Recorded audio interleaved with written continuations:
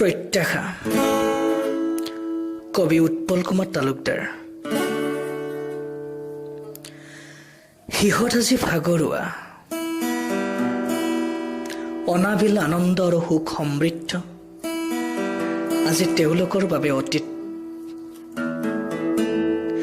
জীৱনৰ বহু আশা আৰু আকাংক্ষা সময়ৰ সতত আজি খন কুঁৱলীৰ মাজত আৱৰা।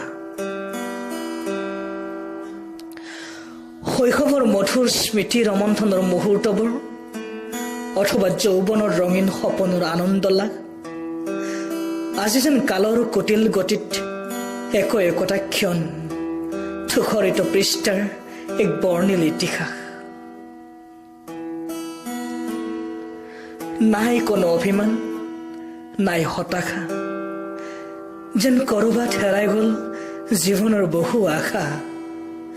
জীৱন যুদ্ধৰ সিটো পাৰত ন উদ্যমৰে নিজক জীয়াই ৰখাৰ বহু প্ৰত্যাশা।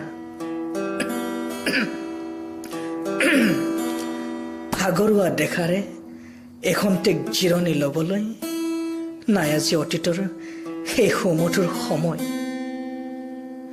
অথবা শক্তি থাকিও যে নপাৰে জীৱন যুঁজত সৈনিকৰ ভূমিকা ল'বলৈ। দেশমাতৃক উদ্ধাৰৰ লক্ষ্যৰে যৌৱনৰ বীৰত্বৰ ন ভাৱেৰে বিষাদ আৰু হতাশাৰ ন অধ্যায়ে আলোকিত কৰে অনাগত দিনবোৰৰ প্ৰতি মুহূৰ্ত। ইয়াৰ পিছতো যেন জীয়াই থকাৰ হেঁপাহ।